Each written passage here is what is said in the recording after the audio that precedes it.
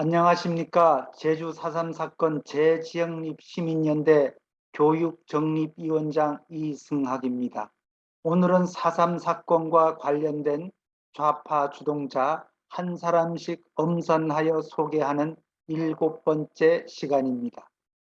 첫 번째는 남로당 제주도당 인민해방군 6대 사령관 김성교입니다. 남로당 제주도당 인민해방군 잔비 군사총책 6대 사령관 김성규는 중문면 색달리 출신으로 일명 김일민으로도 불리어졌습니다. 남로당 한라산 잔비들 간에는 민산동무 또는 캐동무로 호칭되어졌으며 김성규는 4.3 사건이 일어나기 전 3월 24일에 한라산 남로당 인민교역대회 자원 입대하여 남로당 중문면 선전책으로 활동하였습니다. 1950년 한라산이 남로당 인민유격대 60여 명은 6.25 한국전쟁 발발 소식을 듣고 7월 어느 날에 앞으로의 진로에 대한 토론을 하였다고 합니다.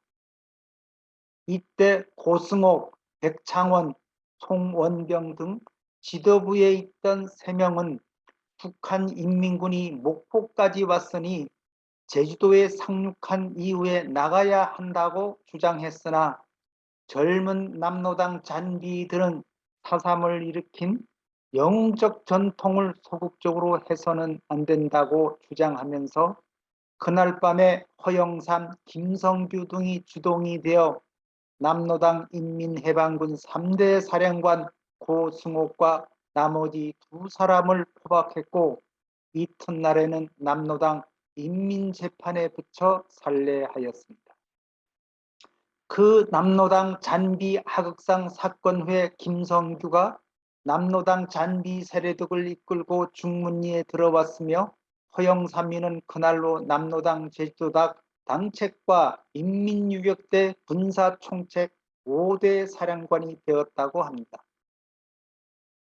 남로당 인민유격대 잔비들은 중문 하원 마을을 습격을 시발로 간헐적으로 치서나 마을을 습격하여 경찰에게 피해를 입히고 우익 인사들을 살해하며 필요한 식량을 획득했습니다.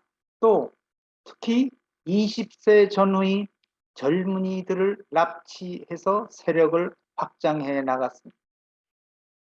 허영삼이가 경찰 토벌대에 사살되고 그 뒤를 이은 남로당 제주도당 인민해방군 잔비 6대 사령관 김상규의 일당들에 대한 토벌은 처음에는 실패로 끝났지만 1952년 초부터 시작되었습니다. 경찰 토벌대에 맞서고 있던 한라산 인민해방군 잔비들은 백사령부와 사찰 유격중대의 토벌과 적정관이 활동에 의하여 점차 소멸되어 갔습니다. 1952년 9월 16일 오전 2시경 숫자 미상의 남로당 인민유격대 잔비들이 국군과 경찰복으로 갈아입고 미제 애만총과 카빈총을 소지하여 KBS 제주방송국을 습격, 숙직 중이던 방송과장 김두규와 18세의 기술 견순원 및 소년급사 등 3명을 납치하고 전화기와 방송용 시계 등을 약탈하여 도주한 사건이 있었습니다. 이들 납치된 3명은 며칠 후 남로당 잔비디 아지트인 조천면 서늘리 지경에서 무참히 살해되어 땅에 묻힌 채로 발견되었습니다. 그리고 한 달 후인 10월 31일 오전 3시에는 경찰 8명이 경기 중임에도 불구하고 남로당 잔비 27명이 침입하여 서귀포 수력발전소를 전소시켰습니다. 이리하여 전기 공급을 상당 기간 차단함으로써 제주 사회를 더욱 불안하게 만들었습니다.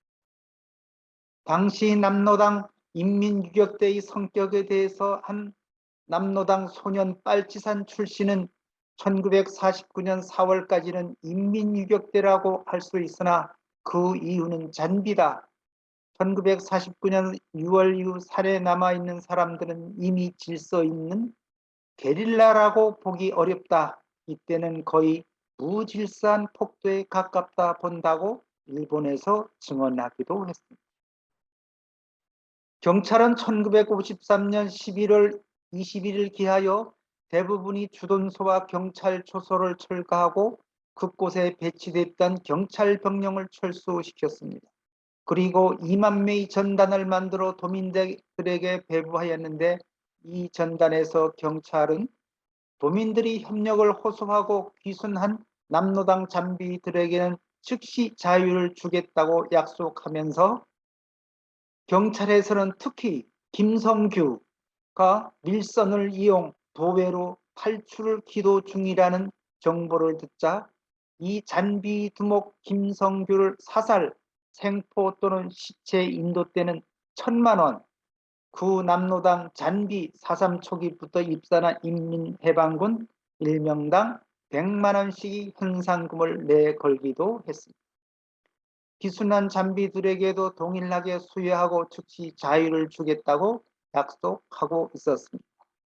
허영삼이가 남로당 인민유격 때 잔비 5대 군세 총책할 때 4.3 사건 당시부터 남로당 인민유격대 노릇하고 있는 권팔 이 아무개가 지급되는 탄약 등이 부족하여 청하지 못하고 남몰래 감추어 왔습니다. 이 사실은 허영삼이가 경찰 부대에 사살되고 김성규가 남로당 잔비 6대 군사총책으로 된 후 발견되었습니다. 김성규는 자기와 막역지간인 권팔을 용서 없이 고문하였으며 고문을 견디지 못해 권팔은 어느 날 밤 남로당 잠비 무리에서 탈출하였습니다. 그 후부터 김성규의 부하에 대한 단속과 폭행은 더욱 심하여져 과거의 충실한 빨치산은 하나둘씩 잔비들 무리에서 이탈, 끝끝내 권팔에게 가담한 자가 무려 11명이나 되어 지속되는 냉전으로 분파 행동을 하다가 어느 날 양세력이 치열한 내부 분열이 내려진 그때 적은 인원으로 편성된 미약한 세력이 권팔 일파가 전만되었으나 김성규 파에도 사상자가 많이 발생하여 남로당 잔비들이 세력이 급격히 약화되었던 것입니다. 그 후부터 남로당 잔비들이 정신적인 단결은 괴멸하기 시작했습니다. 피랍자 중에는 자수하고자 해도 잔비들이 감시 눈을 피해 내려올 기회를 얻지 못하고 있으며 숙청이 공포 때문에 타율정으로 움직이는 허수아비에 불과하며 불과 몇 명 남지 않은 원잔비들은 생명을 유지하려고 피랍자들이 이탈 아니하도록 너희들은 하산해도 경찰에서 총살한다. 너희 가족들은 이미 경찰에서 숙정했다. 그 원수는 누가 갚느냐는 등 갖은 허위 선전으로 쏘겨오고 있었습니다. 1953년 5월 29일 하오 2시 반경 경찰 토벌 전투부대가 한라산 서부지구 속칭 어저미 북방 약 2km 지점에서 남로당 잔디들이 본부 거점을 발견, 김성규가 지휘하는 남로당 완전 무장공비 약 20명을 포착, 약 15분간에 걸쳐 치열한 공격전을 전개하여 잔비 1명을 사살하고 피랍자 4명을 무사히 구출하였습니다. 혼비백산한 잔비들은 대형 천막 2매, 마포 10매, 식기 4개, 소맥 8승, 백미 3승, 두분 3승, 식염 약간 등을 유기하고 폐주하였습니다. 1954년 2월 13일에는 남로당 여자 잔비 조화옥 여자 당시 19세 귀순하면서 1개월 전부터 식량이 완전 두절되어 소채, 감저, 마필육 등으로 연명하고 있다.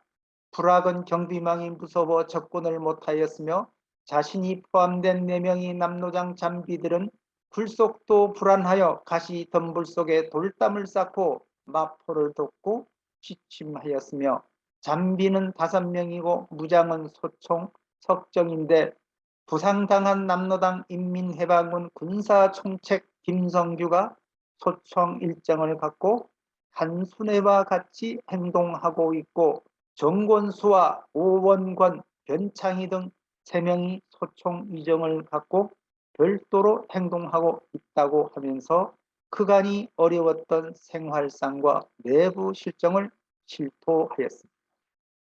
1957년 3월 27일 남로당 공비 4명 중 2명을 사살, 1명을 생포하였는데 지난 3월 21일 생명을 식량을 구하려고 제주시 월평동 모처에 잠복 중이던 소위 한라산 잔비 사령관 김성규의 처 한순애 23살을 생포했습니다. 이때 사살된 잔비는 남로당 잔비 두목 김성규 중문면 색달리 출신과 전투 책임자 변창희 제주시 이호동 출신인데 이들은 3월 27일 오후 5시 50분경 경찰국 사찰 유격대에 의해 한라산 중복 성판항 밀림지대에서 남로당 잔비 3명과 교전 끝에 총책 김성규 등 2명을 사살하였고 마지막 남로당 장비 오원건도 4월 2일에 성산포 경찰서 유격대가 구자면 성당리에서 생포하였습니다. 이로써 만 9년간에 걸친 폭동과 반란이 끝나고 한라산에서 충성이 멈추고 평화가 잦아들었습니다.